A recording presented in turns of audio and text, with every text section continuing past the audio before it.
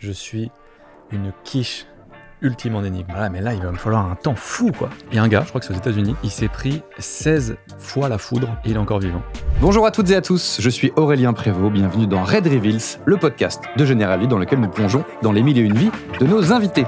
Et aujourd'hui, je reçois Dr Nozman. Germain, comment vas-tu ? Ça va très bien, merci et toi ? Pareillement, ça va hyper bien.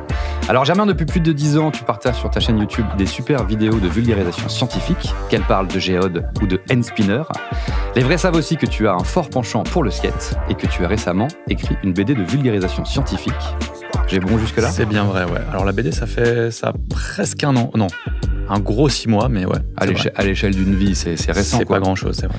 Et puis il n'y a pas que ça, de toute façon. J'ai l'impression qu'il y a plein de trucs qu'on a à dire sur toi, qu'on a à apprendre sur toi. Ouais.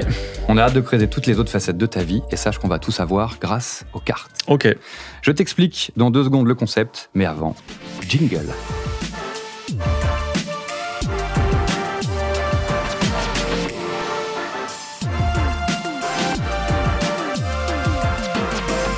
Le concept est simple, face à toi 27 cartes, les cartes Reveals, avec des questions auxquelles tu devras répondre, mais aussi des cartes mystères. Ok. Pour celle-ci, je ne t'en dis pas plus.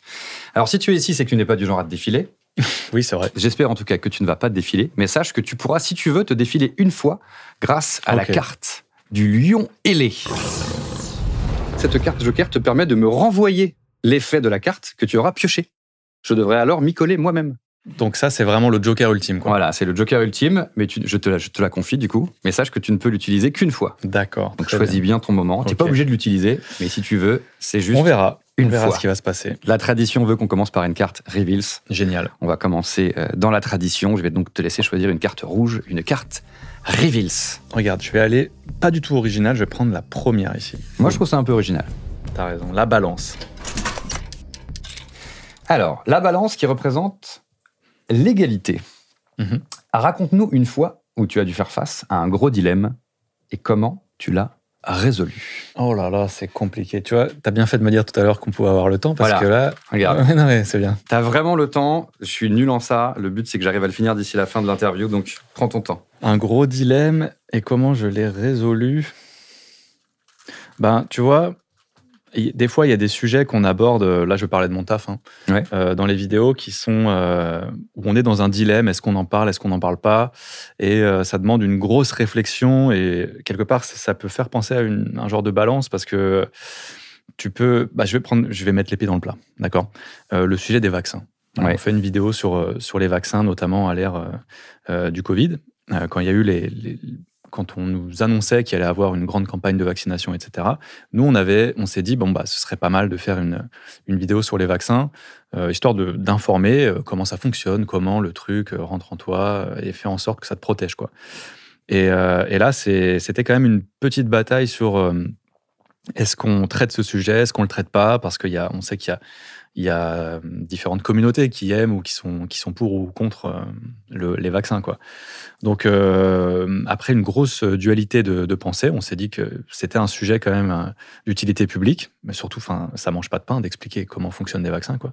Donc, on l'a fait et on s'est bien rendu compte qu'il y avait 2 camps, tu vois. Donc, il y avait beaucoup de commentaires, on va dire. Il y avait beaucoup de commentaires et pas que des positifs. Voilà. Mais c'est ça. Des fois, il y a des choix à faire. Et là, on a choisi, pour nous, en tout cas, l'intégrité scientifique, on va dire, plutôt que, je ne sais pas ce que c'est l'autre terme, mais c'est le fait de se taire pour éviter de froisser des gens, peut-être certainement. Mais on s'en est pris plein la gueule. Mais d'une force vraiment... c'était puissant. Ah ouais. Ouais. Donc, plus que ce que tu pensais. Ouais, beaucoup plus que ce que vous pensez. Ouais, ça allait vraiment très, très, très loin. Et mais bon, voilà, avec le recul, nous, on est content de l'avoir fait, même si on a eu toutes sortes de menaces. Plus de menaces que sur le head spinner. Oui, le hand spinner, alors là, on est sur une commu vraiment tranquille. Relax. Ah, et relax. Donc là, il y avait quand même une dualité dans notre schéma, dans notre pensée sur est-ce qu'on fait ça, est-ce qu'on fait pas ça. Mais au final, on a choisi de le faire. Il n'y a jamais une fois où vous avez réfléchi comme ça à un autre dilemme et vous avez regretté ? Parce que là, vous n'avez pas regretté, a priori, même si la vague était... T'as jamais effacé de vidéo de ta chaîne ? Si, j'en ai déjà effacé, ouais. J'ai déjà effacé une vidéo qui parlait... alors, je l'ai effacée à cause de problèmes juridiques, pour être tout à fait transparent. Parce qu'on avait fait une vidéo sur les sectes scientifiques. Donc, on parlait des sectes qui avaient des messages scientifiques derrière. Mais bon, évidemment, c'était des mouvements sectaires très, très violents et très puissants. Sauf qu'on a été contacté par un de ces groupes et on a eu une petite attaque en justice. Et donc, ça commençait à aller loin, à prendre beaucoup de temps avec le truc d'avocat et tout. C'est très stressant, c'est très éreintant psychologiquement. Donc, on a supprimé la vidéo et on n'en a plus entendu parler.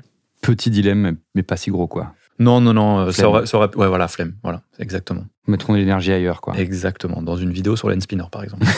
Beaucoup plus chill. Je vais te laisser tirer maintenant une carte. Comme je veux. Une carte... Ouais, vas-y, comme tu veux, je sais où tu vas aller. T'allais me dire là? Ouais. Eh ben, j'y vais. Pouf. Une carte mystère. Le cornichon ailé.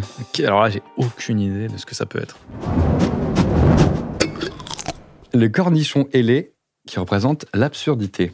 Ah bon? Alors, je vais, s'il te plaît, te demander de me donner 3 faits scientifiques cocasses. Je t'ai dit, je suis nul en sciences, hein, je t'ai dit, donc vraiment, c'est très ouvert. 2 devront être vrais, 1 devrait être faux. Oh là là, mais là, il va me falloir un temps fou, quoi. Après, si tu veux me twister, ça peut être 2 vrais, 2 faux, 1 vrai et tout, mais je pense que c'est plus simple de faire 2 vrais, 1 faux, quoi. Et rappelle-toi, je suis une grosse quiche et tout, donc t'as vraiment de la marge. T'inquiète. Alors, il y a un gars, je crois que c'est aux États-Unis, il s'est pris 16 fois la foudre et il est encore vivant. Ok. Voilà. Si tu prends 2 axolotes, les animaux, que tu leur coupes la moitié du segment comme ça. Du segment? Enfin, tu leur coupes tous les bras, les jambes ici comme ça, à moitié, sur leur moitié. Les 2, tu les colles, ça repousse, ça vit. Ça fait 2 axolotes vivants comme ça. Voilà. Siamois, quoi. Ouais, c'est ça. Et le dernier, on pourra bientôt se faire repousser les cheveux sans passer par la greffe en Turquie. Ah putain. Alors la première, ça a l'air vrai, quoi, même si ça semble fou.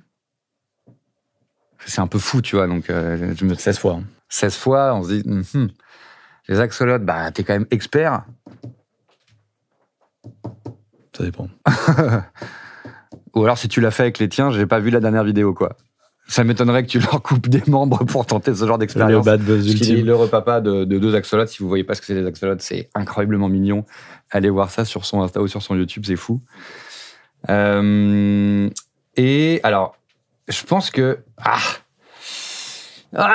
et on peut se faire repousser les cheveux. Pour bientôt.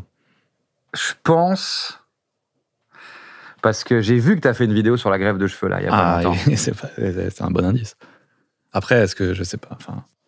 Et je pense que tu me... Non, je pense que les axolotes, c'est faux.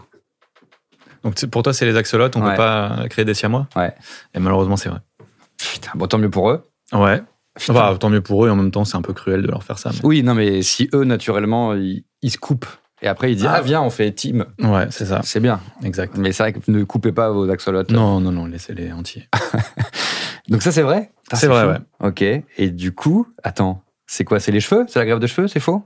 Non, ça c'est vrai. Bon, bah, je suis vraiment sur une quiche en science, quoi. Personne s'est pris 16 fois la foudre. Bah, je crois pas, hein, j'espère pas, en tout cas. C'était un bien joué, parce que c'est tellement énorme que je me suis dit, bon, bah, c'est vrai. C'est le truc que tu dis, après, en mode, c'est un truc fat. Je crois qu'il y a des histoires de gens qui se sont pris plusieurs fois la foudre, mais là pas 16 fois, pas des fois. Ouais, 16 fois, je pense. C'est pas possible, 16 fois, ça te semble surréel. Moi, j'avoue, je sais pas, quoi. Déjà, une fois, faut y aller. Hein. Faut tanker les volts. Hein. Ouais, moi, j'ai jamais fait, ouais, j'avoue. T'as jamais fait? Même une fois. Essayer, c'est quelque chose. C'est un truc intéressant. Ouais, c'est pas mal. Tu m'as bien feinté, là. Non, mais à tout moment, il y a un mec qui s'est pris 16 fois la foudre. Faudrait quand même regarder. Ah ouais? Je sais.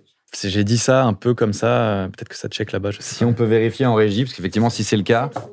7 fois? Bon, bah, c'est bon. 7 fois? C'est quand même énorme, ouais, c'est quand même beaucoup. Mais comment, qui est cette? Faudrait l'inviter, celui-là. Est-ce qu'il fait exprès, tu penses, au bout d'un moment?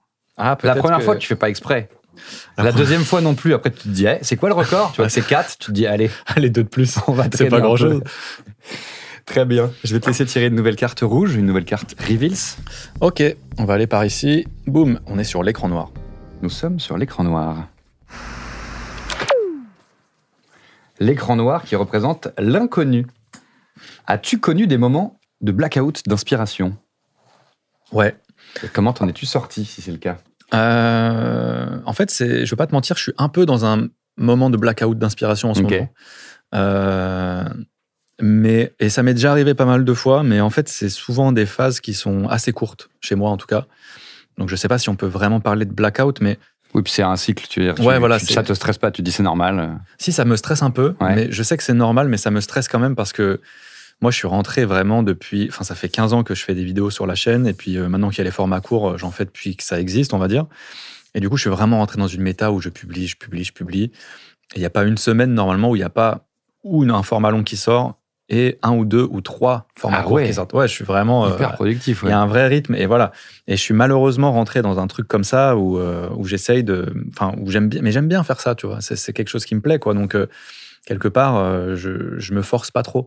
Mais il y a des fois où je suis juste à sec, et là, en ce moment, je suis vraiment à sec. Ok. C'est jamais évident parce que, comme je suis quelqu'un d'assez productif au travail, pas d'efficace, mais de productif. C'est vraiment différent. Je suis pas là en train de faire des bangers tout le temps ou de produire des choses qualitatives tout le temps, mais en tout cas, j'aime bien et j'essaye de produire assez souvent. Mais du coup, j'en arrive souvent à me dire en ce moment que si j'ai rien produit ou créé avant la fin de la journée, souvent je me sens mal. Tu vois. Ah ouais. Ouais, ça me fait un peu de peine de vivre avec ça, mais bon, c'est quelque chose que je me suis imposé tout seul et j'essaye petit à petit de m'en détacher. Mais du coup, en ce moment, j'ai pas trop le choix parce que je suis pas très inspiré, quoi. Okay. Donc après, nous, ce qu'on fait, on n'est pas tellement dans le divertissement, on est vraiment dans la science. Donc nos textes, nos sujets sont liés souvent à des actus scientifiques ou à des sujets qui nous inspirent ou quoi, mais c'est moins de l'ordre de putain, faut que je réfléchisse à une vanne, à une tournure, machin. C'est moins comme les gens qui font du divertissement, qui réfléchissent à des concepts écrits, machin, un peu produits. Nous, c'est vachement à part. Donc en ça, je trouve qu'on a un peu de la chance quand même. Mais ouais, je suis un peu dans une phase de blackout, justement. On verra. C'est pas la première fois. Non, c'est pas la première fois. Et ça va passer. Et puis c'est comme ça aussi qu'on... Ouais, exactement. Il faut vivre des trucs, en fait. Tu vois, c'est vraiment ça. C'est un peu comme des fois quand les rappeurs, entre 2 albums, ils ont besoin d'1 an ou 2 pour vivre des choses afin d'avoir des trucs à raconter. Bah, moi, c'est un peu la même chose. Il suffit que je sorte avec des potes, ce qui va mener à une discussion. Et en fait, je vais me dire, ah putain, mais il faut que je parle de ça, en fait. Et ça m'est pile poil arrivé, justement, dimanche, où en fait, c'est ça. Il faut vivre des trucs, rencontrer des gens, il faut parler, c'est difficile de rester dans son coin et de faire ça tout seul tout le temps. Et c'est marrant, du coup, c'est quoi les coulisses? Qu'est-ce qui t'est arrivé? Non, en fait, si tu peux dire. Ouais, on était, dimanche, j'étais à l'escalade. Je fais un peu d'escalade avec quelques potes. Et en fait, je sais pas pourquoi, on se demandait quel était l'animal qui avait le plus grand rythme cardiaque au monde. Ok. Et en fait, on commençait à rechercher, à regarder un petit peu, et on tombe sur des données qui sont dingues. Et je me dis, en fait, c'est parfait, ça, comme petit thème pour une vidéo, tu sais, verticale courte. Et du coup, j'ai écrit ça, je l'ai tourné, ça m'a fait vraiment kiffer. Et voilà, en fait, c'est des petits trucs comme ça, c'est bête. Du quotidien, c'est trop agréable, quoi. Mais il faut vivre, quoi. Il faut vivre des trucs, il faut pas se laisser dans son truc, sinon, dans nos milieux à nous, toi aussi, t'écris des choses. Je pense que t'es un peu dans ce dilemme-là aussi, quelque part. J'imagine qu'il faut que tu vives des choses pour pouvoir les retranscrire, les ressortir. Mais je produis beaucoup moins que toi, quoi. Ouais. Mais il faut pas la pression, quoi. Eh ben, j'aimerais bien, je vais essayer. Objectif 2025, le reste 2026, c'est vraiment détendre un peu les soupapes. Eh bien, je vais te laisser tirer une carte. Tu penses, voilà, une carte rouge, t'as compris la logique. Ouais. Une carte reveal. On est sur l'étoile. L'étoile. L'étoile qui représente l'inspiration. Y a-t-il un trait de personnalité chez l'un de tes proches que tu admires et que tu aimerais avoir? Un trait de personnalité chez l'un de mes proches que j'admire aucun de mes proches, en fait. Non, c'est faux. Non. Je pense que je dirais quelque chose comme la patience de mes parents, tu vois. Notamment de mon père qui est peintre, en fait. Il a été peintre toute sa vie. Il a peint vraiment des centaines, je pense, de tableaux. Mais un peu dans son coin, tu vois. Il fait tout le temps des petites expos, etc. Donc mes parents, ils habitent un petit village en Bretagne. Il n'y a pas grand monde, etc. Mais il fait des portes ouvertes de son atelier. Il fait des expositions de temps en temps dans des villes et tout. Ça se passe super bien. Et en fait, lui et ma mère sont 2 personnes vraiment artistiques. Et ils sont, je crois, super patients. Et tu vois, mon père, il n'a jamais exposé dans des énormes musées ou vendu tout un tas de peintures, tu vois, mais il a il a tellement peaufiné sa technique, il a tellement toujours peint en faisant évoluer son truc.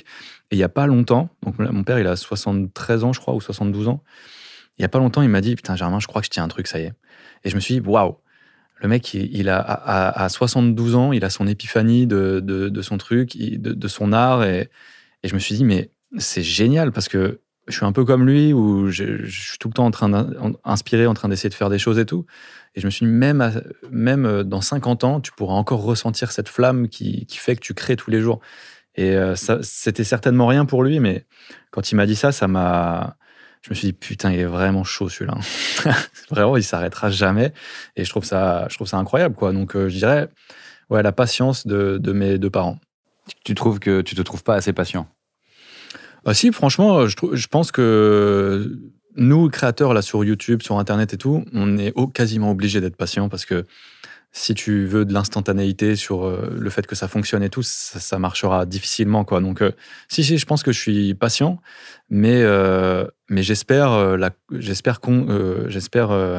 contenir et conserver cette patience le plus longtemps possible, quoi. Et quand je vois ça chez quelqu'un, surtout qui est pas sur les réseaux, qui partage pas forcément son travail au plus grand nombre comme ça, je me suis dit, c'est vraiment ultra respectable et ça m'a vraiment marqué, quoi. Donc, c'est plus ça qui m'a vraiment inspiré de lui. Donc, moi, je dirais ça. Est-ce que tu avais déjà dit ça quelque part? Parce qu'ici, c'est Red Reveals, donc il faut que ce soit des révélations, tu vois. J'ai jamais dit ça nulle part. C'est une vraie exclue. Ouais, c'est une exclue Red Reveal sur mon papa et ma maman. Première fois que vous l'avez entendu, ouais, c'était sur Red Reveals. Je vais te laisser tirer une nouvelle carte Reveals pour peut-être nous faire une nouvelle révélation. Allez, boum, le télescope. Le télescope qui représente la projection. Un peu technique celle-là. Ok. Si tu devais vivre dans un film, ce serait lequel et pourquoi? Est-ce qu'on peut dire des films animés? Bah, écoute. Alors, non. Non, ok, super mince. Si, tu peux. Ça va être très, très cheesy, un peu nul, mais je crois que je dirais Pokémon quand même. Ok. Je crois que je dirais Pokémon parce qu'il y a quasiment aucun danger. Ok. Il n'y a aucune, à part la Team Rocket. Tu peux te faire capturer quand même, non? Ah, en tant que Pokémon, oui. Ouais. Mais moi, je serais un humain. Ok. Je serais un dresseur. Ok.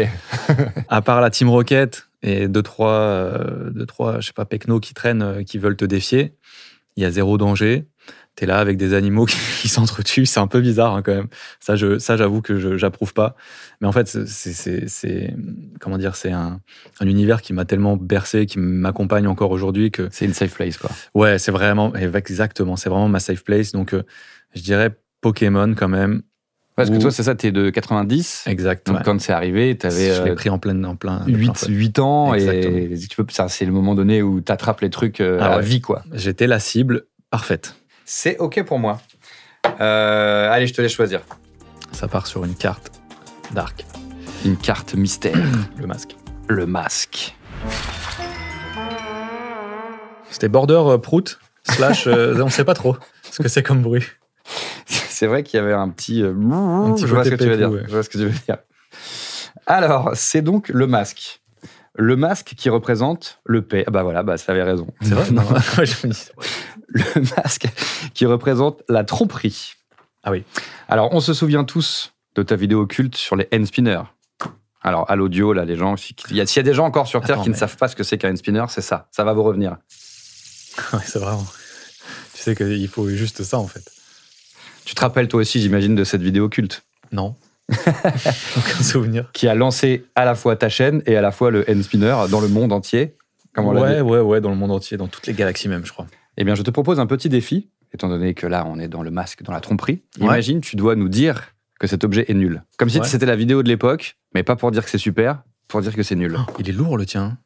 C'est pas mal, hein. Il faut que je dise que c'est nul, quand même. Direct, t'as perdu. Non, je trouve que... Tu sais pourquoi c'est nul, un hand spinner? Parce que, mis à part le fait que c'est un peu agréable... Non, là, je fais son contre-procès, en fait. Je suis en train de commencer à dire que c'est cool. Non, c'est un objet qui va être vite oublié sur le bureau de chacun, qui consomme du plastique, du métal, qui va être produit on ne sait pas trop où, dans des usines on ne sait pas trop comment. Donc voilà, tu vois, à ce niveau-là, c'est quand même une mode passagère qui sert un peu à rien. Voilà. Et même, il y a un truc que je trouve assez nul dans un spinner, Même si ça rajoute une balance et un poids équitable, mais c'est les roulements, là. Ça, c'est des roulements à billes. Tu sais, les ABEC, comme il y avait sur les skates et tout à l'époque. Ok. Mais je sais pas, c'est pas très beau, quoi. Donc, et puis même là, c'est un roulement aussi, normalement, en céramique, si t'enlèves ça. Je vais pas te le péter, hein, mais... Bah écoute, tu es l'expert en hand spinner. Bon, bref, tu peux démonter un hand spinner? Ouais. Attends, mais là, je vais moi, je flinguer les ongles. J'oserais jamais faire une chose pareille. Moi, j'ai l'impression que ça va exploser. Tu vois, boum, petit roulement, quoi. Ah, il y a des petites billes et tout. Normalement, tu peux même... Hop là, tu peux le démanteler à 100%. Est-ce qu'à l'audio, vous avez déjà entendu quelqu'un démonter un hand spinner? C'est fou ce qui se passe. Donc, d'ailleurs, regarde, ça, c'est le petit hand spinner, quoi. Mais c'est incroyable. Alors, je le dis pour l'audio, il a pris juste le cœur du truc et il tourne sur son doigt. C'est le cœur du... Bah, c'est un roulement à billes, hein. Franchement, c'est... Fais voir. Et comment tu le fais tourner? Faut pas trop appuyer, sinon... Ok. Tu mets... Ouais, voilà, c'est ça.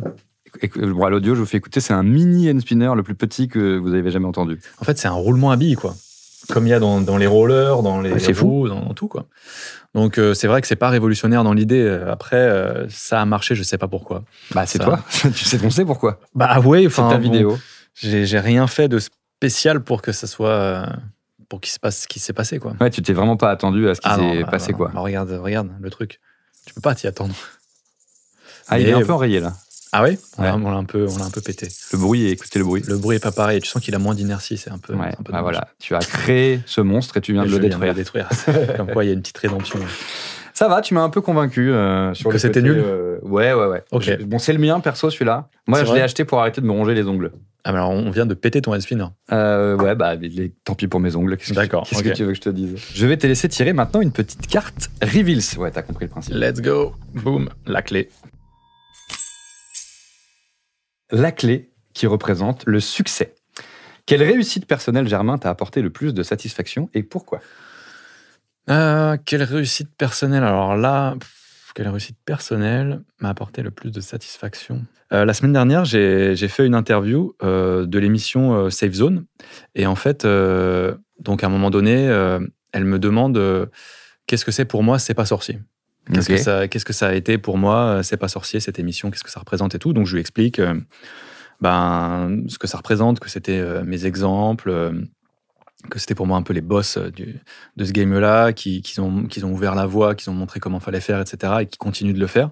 Et elle m'a ensuite diffusé une vidéo de Fred qui m'explique en gros pourquoi j'ai repris le flambeau et pourquoi je le reprends bien, etc. Et ben ça m'a... Dans une petite télé? Ouais, c'est ça, en gros. C'était vraiment le petit happening. Ah, trop bien. Non, pas dans une petite télé, sur un iPad. Ok. C'est un peu évolué, quoi. Est-ce qu'il y a eu le piou à la fin? Non, il n'y a pas eu le piou, malheureusement. Mais tu vois, ça m'a fait trop bizarre, quoi, d'avoir justement en face de moi, même si je l'avais déjà rencontré, justement, une de ces personnes de ce trio, parce qu'ils sont trois, faut pas l'oublier, il y a quand même Sabine, Fred et Jamy, quoi. Mais une de ces personnes de ce trio qui m'envoie un message perso pour me dire que c'est super, le travail, etc. Donc ça m'a fait tout bizarre et j'étais super content, quoi. Donc voilà, je dirais que c'est ça. Dernièrement. Ouais, la reconnaissance des pairs, quoi. C'est ça. Oui, ça exactement. Donc non, j'étais ému. Ok. J'ai un petit cœur là-dedans quand même qui bat. Et en même temps, t'es toujours un peu ému. Ah ouais? De ça. Putain. Ok, c'est cool. Et t'avais déjà fait un truc avec eux? Il y a très longtemps, j'avais fait une vidéo avec Fred, c'était fait sûrement en 2015 ou 2016, je crois, 2015, ouais, où il était venu... avant même le hand spinner, alors? Ouais, okay. Carrément avant. Il était venu chez moi et on avait tourné une petite vidéo sur le savon Ivory, je crois. C'est un savon qui grossit bizarrement dans un micro-ondes. On expliquait vite fait comment ça fonctionnait, etc. C'était super, il est vraiment ultra chill, il n'y a pas eu de souci, quoi. Et j'ai eu l'occasion de rencontrer Jamy aussi après un spectacle et c'était pareil, c'était nickel, quoi. Donc non, des grands moments pour moi, c'était génial. Ouais.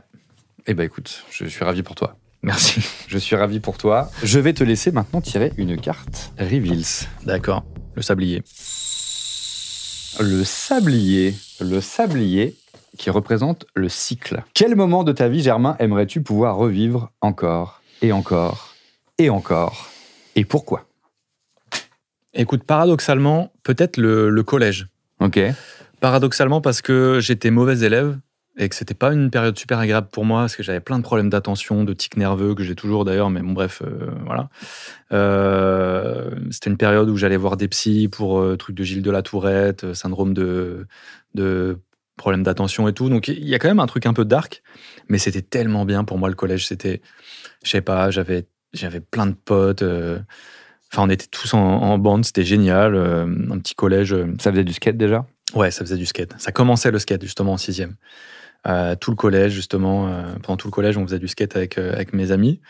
Et non, c'était trop bien, quoi. Il y avait un côté très insouciant, quoi, forcément. Et t'attendais qu'une chose, c'était de rentrer chez toi pour aller faire du skate ou aller à la plage, parce que j'ai vraiment grandi dans un petit village de pêcheurs à côté de la mer, quoi. Donc j'avais mon pote Jawen, qui était plus ou moins mon voisin après la forêt, qui me retrouvait, on allait se balader, etc. C'était trop bien, quoi. C'était vraiment une époque super. Je crois que j'ai grandi avec des parents qui nous ont laissé un max de liberté à mon frère et moi. Donc je dirais le collège quand même, ouais, c'était vraiment une super période. Ou sinon, deuxième période, je dirais peut-être 2017, parce que c'était une période où professionnellement c'était ultra riche pour moi, pas en termes d'argent, même si 2017 j'ai bien coffré grâce au N-Spinner, etc. On l'a compris. 2017, c'est vraiment l'époque où, comme tu le disais tout à l'heure, ça a un peu changé professionnellement pour moi, ça a bien explosé avec des formats que j'avais bien compris, etc. Donc il s'est passé toute une nouvelle méta qui était vraiment, vraiment enrichissante pour moi. Maintenant, c'est installé, c'est différent. Il y a un espèce de plafond de verre, je pense, qui a été atteint pour moi. Et c'est un très cool plafond de verre, je ne vais pas me plaindre, franchement. Mais 2017, c'était vraiment cool. C'est marrant parce que moi aussi, 2017. Ah ouais ? Ça se trouve, c'est pour tout le monde, en fait. Peut-être. Dites-nous dans les commentaires si vous aussi, 2017. Mais pareil, moi, 2017, c'est vraiment... C'était génial. Ouais. Professionnellement tout aussi. Tout s'est aligné, j'ai trouvé ma place, j'ai rencontré mon public. Ouais. Trop bien, quoi. Donc, quand tu y réponds. Ah merde ! Eh oui. Il m'a eu. En fait, c'est toi qui t'es livré tout seul. Je me suis renvoyé tout seul la question. Alors exactement. Tu m'as rien demandé. Non, mais j'aime. Tu vois, c'est bien si on peut discuter comme ça. Je suis tombé dedans. On va se faire encore 2 petites cartes. S'il te plaît. Le fantôme. Défi fantôme. Là, on est vraiment dans le thème. Le fantôme qui représente le mystère. Alors, Germain. Oui. Dis-moi. Sois attentif. C'est une petite... Une charade. Une petite énigme. Alors, je suis une quiche ultime en énigme.